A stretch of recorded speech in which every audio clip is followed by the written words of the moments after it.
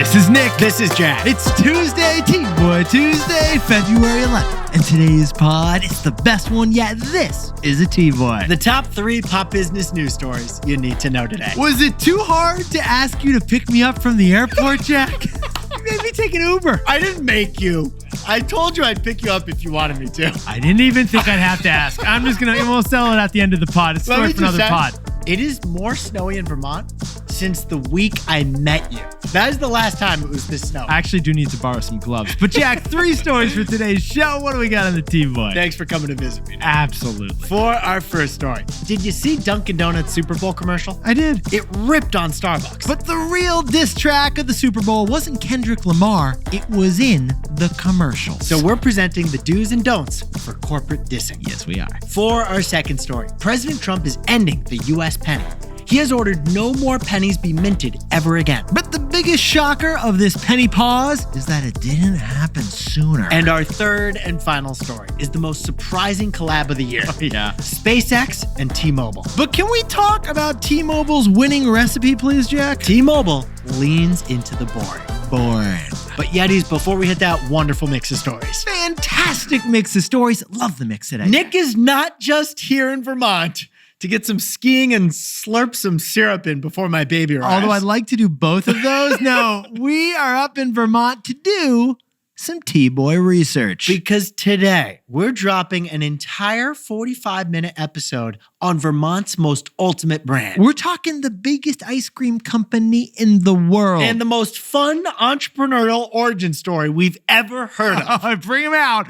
We're talking, actually, we don't have him here, but Ben and Jerry. Although they live around the corner. The true untold origin story of America's favorite ice cream Don't brand. choke on your chunky monkey, Yetis. Today, Yetis, Ben & Jerry's does over $1 billion a year in ice cream sales. But Ben and Jerry started as a couple goofball buddies who failed to get into med school. Did you hear that they learned how to make ice cream through a mail order catalog class? Or Jack, how about when they came to the financials, they just made up the numbers? Ben & Jerry's should have gone bankrupt at least 12 different times. And yet, this duo disrupted the entire ice cream industry. And they remained best friends through the entire journey. And we've admired that entire journey. So, Ben & Jerry's is the next episode of our weekly deep dive show, The Best Idea Yet. The best idea yet. The untold origin stories of the most viral products of all time. Specifically, we focused on Phish Food. Ben & Jerry's Phish Food, the only ice cream named after a jam band that was named Phish. So later today, after this T-Boy, check out our weekly deep dive show, The Best Idea Yet. New episodes drop every Tuesday morning. Tap the link in the episode description because Ben & Jerry's Phish Food is simply the best idea yet. But in the meantime, Jack, we've got a fantastic show. So how about I scream, you scream, we all scream? To hit our 3 stories? Let's do it. 15 years before this song, 2 boys from the Northeast met in the dorm. They had an idea that caused a cultural storm. It's the best one yet, but the best is the norm. Jack, Nick, that's it. I don't even think they need to practice. 50%, that's a fat tip. T-Boy City on your at list. If you know, you know, cause we ready to go. We can't wait no more, so just start the show. Start the show. For our first story, the real diss track at the Super Bowl, it wasn't Kendrick Lamar, it was the commercials. Get this, Dunkin, Jeep, and Hims and Hers all ripped on their rivals in their Super Bowl commercials. So Jack and I got a playbook to tell you when to diss and when not to diss in corporate America. Yetis, last week we explained why Kendrick Lamar did the Super Bowl halftime show, even though he didn't get paid $1 for it. He didn't get paid. And yet, one big question remained as we were watching. The whole world was wondering, Totally. will he do his diss track? The answer? Yes, he did. Yeah. He circled the stage in front of the whole world and sang Not Like Us. Yeah, basically. Ripping into Drake the whole time. Totally dissed Drake, his arch rapping rival. Now, we expected he would, but we did not expect corporate America to follow suit in their commercials. Because the low-key theme that Jack and I noticed of the Super Bowl commercials this year, diss tracks. And the biggest diss track commercial started with Dunkin. Yeah, it did. It really did, yeah. It starred the Affleck brothers who ripped on their rival Starbucks. The boys from just outside Boston, the Dunkings, they looked kind of like, down-to-earth everyman. Bruins fans, if you will. While the stuck-up competition over at Starbucks, they look snobby and out of touch. Yeah, we'll play a clip. Let's hit the tape, Trey. Dunkin, about to get roasted. Like a dark seasonal roast with coriander and slight balsamic drizzle. Sounds like what's in my garbage disposal. See you, coach. How much to wait a half hour to get my name spelled wrong on the cup? Nobody wants a goat milk double half-calf soy milk cap. You could just brew it. It's beans and water. Oh, damn. Listen, Dunkin's for all of you. Okay, so the Boston boys, they went hard, Jack. Yeah, they did. Darlene was ripping them on Starbucks. But then we got another diss track ad, didn't we? Yeah, from Jeep, which used Harrison Ford to diss the Ford Motor Company. Bold. Let's play that one. This Jeep makes me happy, even though my name is Ford. Bold move. Harrison Ford just said, this Jeep makes me happy, even though my name is Ford. And finally, we got the pharmaceutical company, Hims and Hers, which trashed the entire U.S. healthcare system. This was like the dissiest of all the diss. Something's broken. It's not our bodies. It's the system. Welcome to Weight Loss in America. Like and subscribe. A $160 billion industry that feeds on our failure. Yeah. The message in that commercial, we'll actually solve your problems, not keep you sick so we can keep making money off your sickness. So add it all up, Yetis, and like we said, the biggest diss track of the Super Bowl, it wasn't a song from Kendrick Lamar. It was a bunch of $8 million Super Bowl commercials. Basically, Dunkin dropped Starbucks like Tupac on Biggie 1996. More money, more problems. If you know, you know. So Jack, what's the takeaway for our buddies who are everyone in advertising? When to diss and when not to diss? Here's our 3-part guide. Yetis, the rules of decorum in business are always changing. But in our fast and furious world driven by social media, dissing is more acceptable than ever. Here's how to drop a diss on a rival while not crossing the line. Rule number 1, no low blows. Don't be mean. All is fair in love and war, but not in advertising. Rule number 2, you can punch up, but you can't punch down. Dunkin can attack Starbucks, but we don't think Starbucks can attack Dunkin. Not a good look. Starbucks is way bigger than Dunkin. It'd look like bullying. Frappuccinos can't mess with culottes. And finally, rule number 3. Humor transcends all. Starbucks and Ford both got dissed over the yeah. Super Bowl, but we bet Starbucks and Ford both chuckled because Dunkin and Jeep's ads were fun. It was good what Harrison Ford did, and we know you're laughing up in Detroit, guys. So when to diss and when not to diss in corporate America, those are our 3 rules. No low blows, don't punch down, and humor transcends all. Send this to your buddy who works in marketing. For our second story, President Trump has ordered the end of new pennies. Pennies are donezo. And after diving in T-Boy style, we're shocked this penny pause didn't happen decades ago.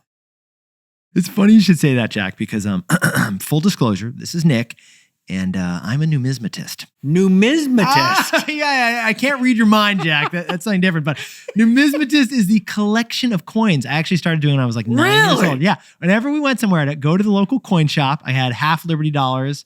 I had Mercury dimes. Had a bunch of Indian heads. What's a Mercury dime? Is that an American currency? It's a story for another pod, Jack. Remember my wallet had the buffalo nickel on it? It was fantastic. Well, Nick could tell you that in 1909, the U.S. Mint put Abraham Lincoln's head on a penny to commemorate his 100th birthday. I can also tell you, Jack, that the U.S. penny is the most produced coin in the history of the world. That is wild. It is. It's the smallest, It is. but it's also the biggest. And here's the news. President Trump told the U.S. Treasury Secretary to stop printing pennies.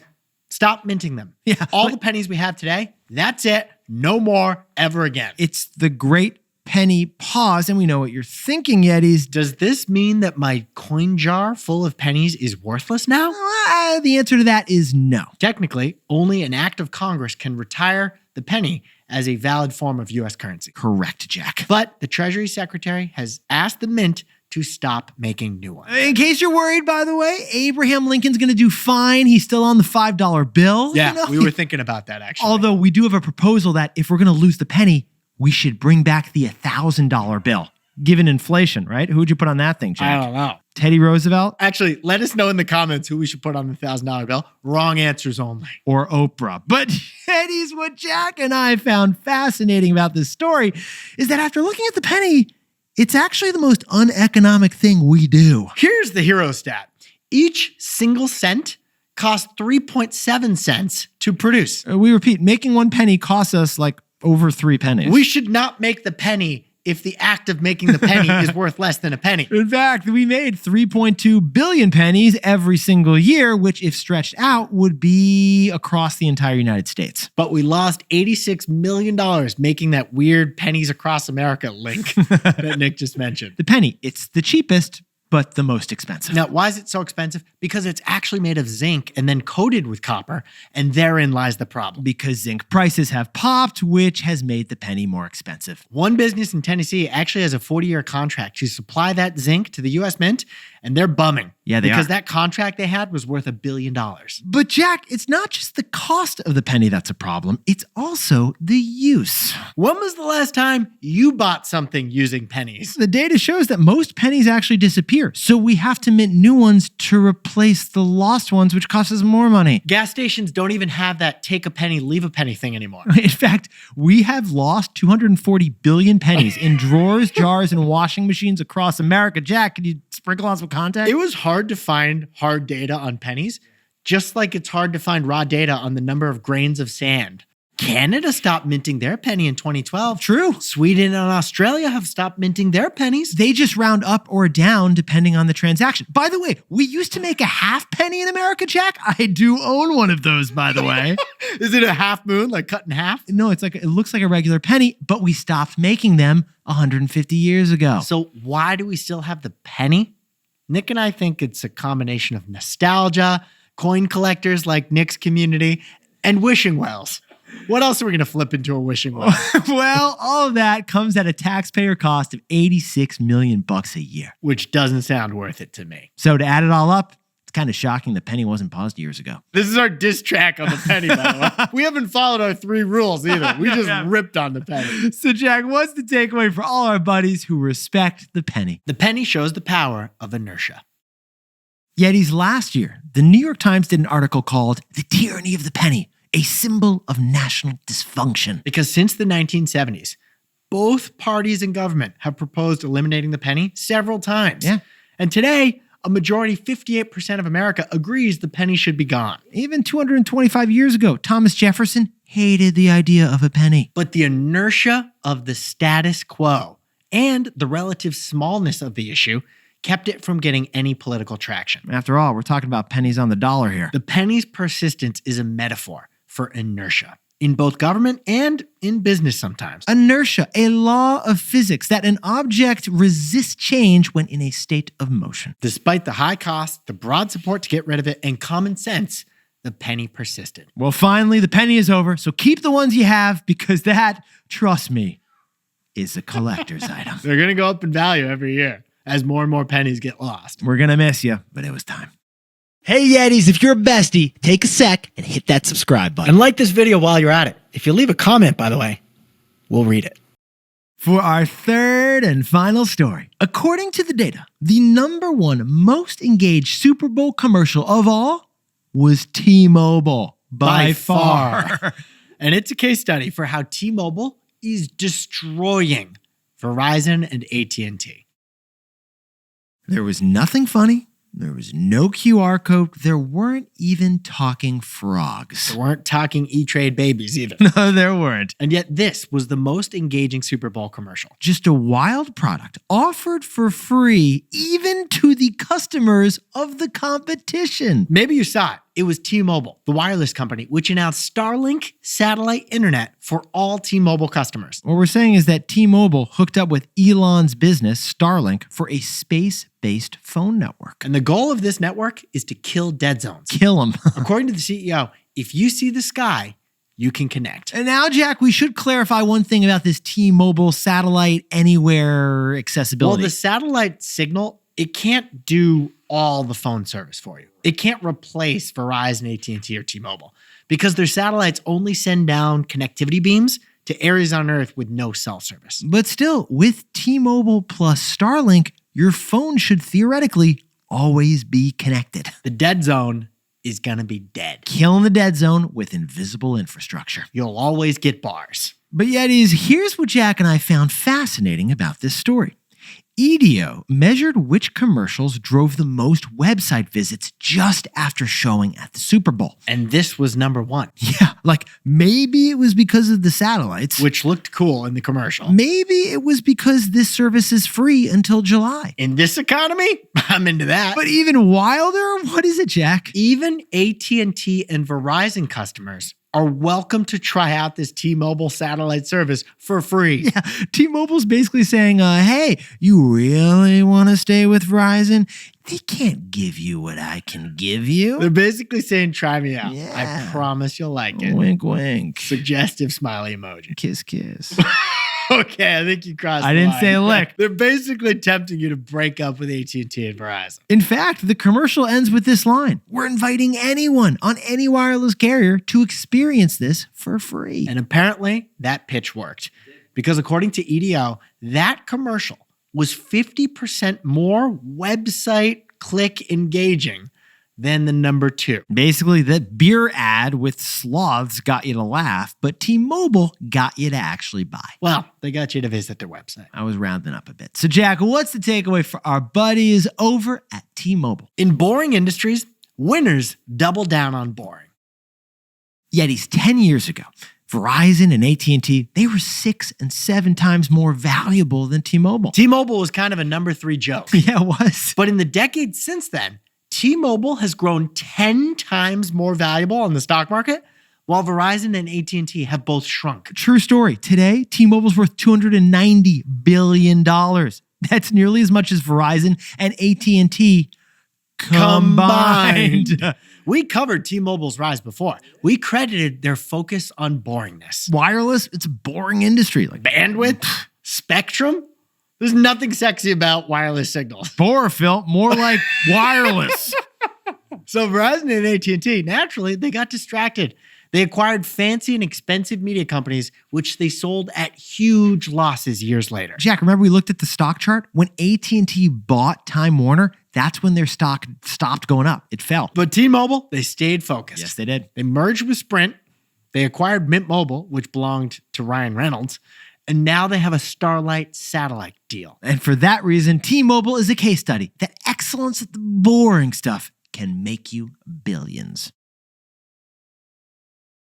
Jack, could you whip up the takeaways for us for T-Boy Tuesday? The biggest diss track in the Super Bowl wasn't from Kendrick Lamar. No. It was from the advertisers. So Jack and I explained in 3 rules how to diss in corporate America without crossing the line. For our second story, President Trump has ordered the U.S. Mint to stop minting new pennies. The persistence of the penny shows the power of inertia. For our third and final story, T-Mobile's Starlink commercial was the #1 most engaging of the whole Super Bowl. T-Mobile's success was in focusing on the boring parts.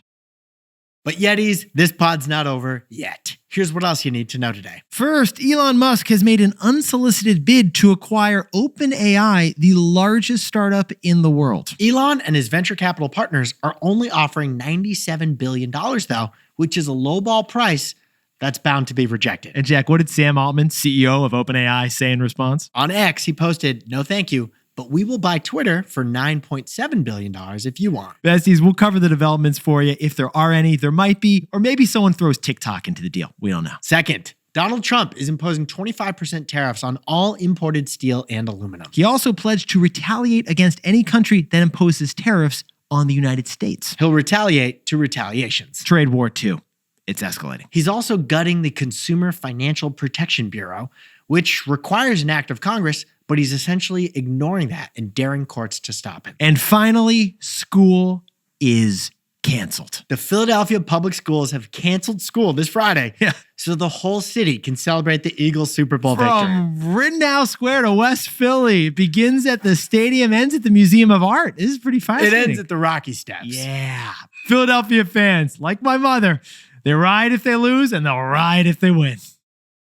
Now, time for the best fact yet. This one sent in by Savannah Westwood from lovely Orlando, Florida. For 3 decades, one company in Florida has minted the official coin flip coin for the NFL Super Bowl. It's called Highland Mint, and they make commemorative coins for 30 years for the Super Bowl. One side of the coin has the team's logos on it, the tails, and the other side has the Super Bowl logo, the heads. After the game, they sell that coin flip coin to charity. And the last one sold for $5,000. But you can buy one for $99. And according to the comment section, a lot of people collect these coins. Yeah, so we're losing the penny jack, but apparently it's getting outlasted by the Super Bowl coin. By the Chiefs Eagles L1X, which means 59, I think, in Roman numerals. Superboy commemorative edition coin. It'll live on forever. Yetis, you look fantastic over there. Excuse us because Jack and I have got to go grab a little ice cream on Church Street, don't we, Jack? Yes, we do. That's right. We're going to the place where Ben and Jerry's began. We really honestly love this episode so much because Ben and Jerry are so humble, so thoughtful, and they admit that they just didn't even know what they were doing. Let's be candid. Yeah. We like this episode because it reminds us of us. We had so much fun with it. So besties, after this pod right now, go check out The Best Idea Yet, our weekly deep dive show on the products you're obsessed with. We got a link in the episode description. We'd love if you listen. This one's on Ben, Jerry, and a pint of Phish Food.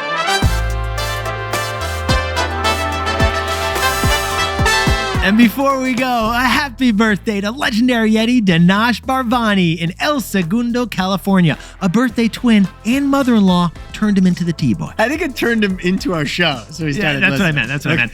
And Ryder Pang in Azusa, California listens with their parents and celebrated that birthday on the icon of the seas. And a happy 5th birthday to Cooper Carroll, the T-Boy himself from Quantico, Virginia, who dances every day to the best one yet. And Ryan and Rachel Nance down in Hotlanta, Atlanta, Georgia have a 2-year wedding anniversary. Congratulations, guys. Congratulations to Ryan Barnes of Aptos, California for getting a new job in the police department. License and registration, Ryan. And Christine Marie Marotta in South Boston, just south of Boston, has got a big pharma job over at Amgen. Congrats, Christine. And to anyone else celebrating something today, make it a T-Boy. Celebrate the wins.